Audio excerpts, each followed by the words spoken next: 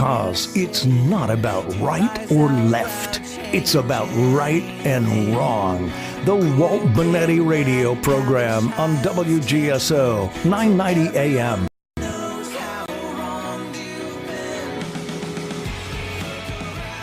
Hey, welcome back.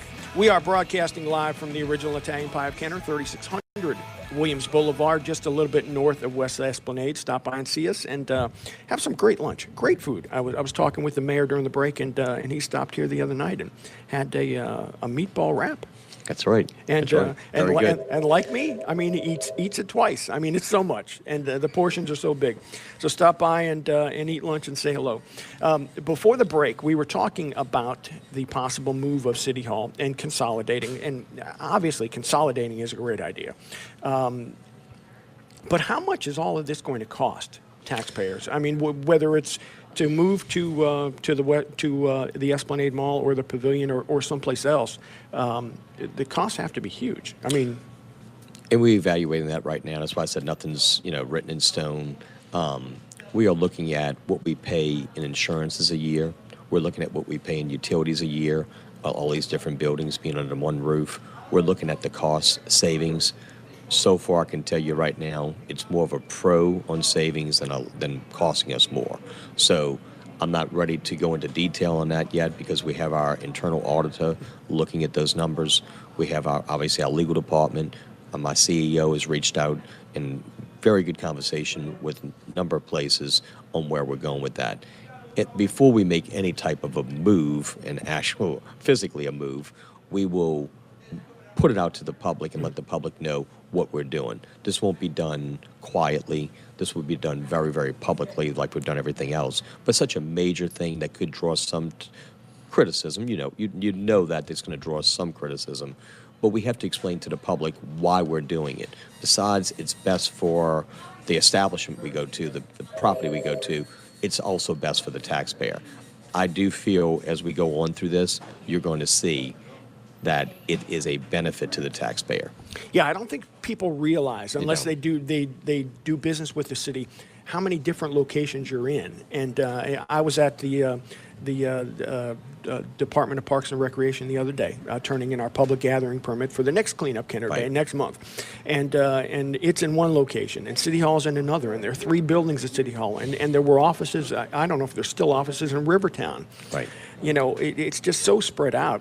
And to have everybody in one place certainly is a benefit. And I think that would be a benefit to taxpayers, too. Right. It's just, it's got to cost money. Right. And building out the Esplanade, which was retail, and putting in offices and things like that, or the Pavilion or any place, or a new building over at Chateau and West Esplanade. Right.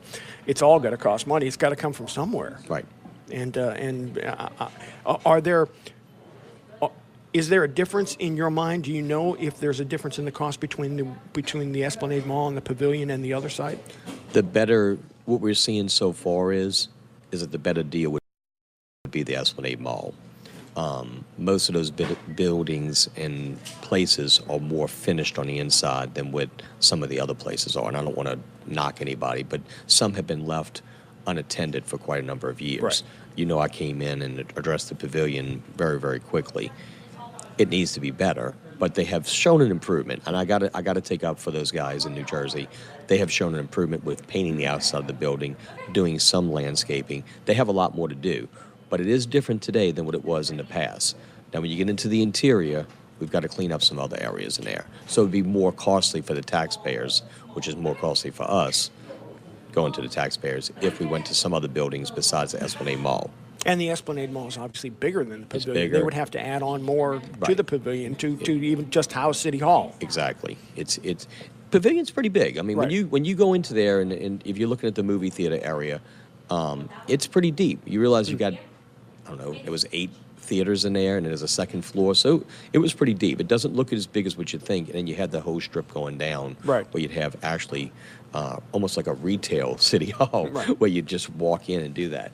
Well, I know Rouse's is about 90,000 square feet. That's another one, right? And there is some interest in the Rouse's building by someone, so I don't want to go too far with that, but there is some interest in the Rouse's building. Any other updates you can give us on the Pavilion and where we are there? They have reached out to some there's potential groceries that they've reached out to. something's got to go in that Rouse, the old Rouse's building, because that's going to help at home. I'm concerned about how long someone can sit there by themselves for a period of time. You know, McAllister's is working in the front. All those things are working in the front. But they've got to do something about getting someone in. I'm looking across the street and I'm seeing Ideal Market right here. There's been an idea of something like that. There's been an idea of a fitness center.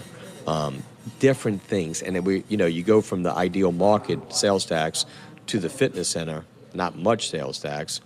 You buy a juice, you buy a protein drink, that's fine, but that's not really sales. That's not a lot of sales tax. What's what we're facing, Walt? We're facing that a lot of people are not walking into a store. I was at dinner the other night, and not here, but on Friday night someplace else, and the people at the table were telling me everything's shipped to their door. They're ordering online now, and it's just getting shipped to their door. I mean, there's just no, I guess it's time. People don't have the time, and maybe people just are getting very comfortable with not pick up the phone, but go to the computer screen, type it in, and it's done right to the door. Well, there's still hurting. There's still a lot of things that people don't buy online, like groceries and clothing and things like that. Not yet. Yeah. Well, I don't think I will ever buy clothing online. You never know, know. But they are doing that. I mean, you can give your measurements now. I see, and they send it right to your door. I mean, that's a new commercial I just saw the other night. So. But I mean, I go to Lakeside, and I can't tell you. I was thinking about it the other day. When was the last time I was actually in the Esplanade? I know. And going there, and yeah, I mean, I think it does work. I think they're on their fourth owner and third owner in the last couple of years. Hopefully, this company can turn it around. I mean, they've had a spotty track record. They've had success in some places and not success in some others. I've seen that. So we'll see. Give them the benefit of the doubt. What's going on at Lake Town? How are we progressing there? So we're working very closely with the Atlantis Group. They should be down in the next couple of weeks. Their 6 months is almost up. They've asked for some more time because they're very interested. In speaking with their main CEO, their main person, he is very interested. I'll quote him. He's very interested in the Kenna site. His board members, his investors are very interested in the Kenna site. It's unique. It's a different. You don't really have that in a lot of other places. Working with the Treasure Chest, they're very interested in land-based casino. That would be into the parking lot. Working with Coconut Beach, everybody working together. That is the future of what we can do. You've seen what they're kind of connected with Atlantis. The property owners of Planet Fitness, that shopping center, not Planet Fitness itself, but the Planet Fitness shopping center is the only thing I can call it. That could be an example. That is an example of what you could have across the levee on the unprotected side. A lot more than that, a lot bigger than that. That will be the future of what we can do. And I'm proud to say, happy to say that Atlantis is moving forward with that project. A lot of those investors are sports or retired athletes. They see what can change in Lake Town, in the city of Kenner. Well, we appreciate your time, Kenner Mayor Ben Zahn. I know you've got to run to a meeting at 11:45 and dash out of here. But we appreciate the updates and the fact that you're open and coming here and talking about what's going on in the city of Kenner. I appreciate it. We've got a lot of great things going forward, and we can't let the little things derail us.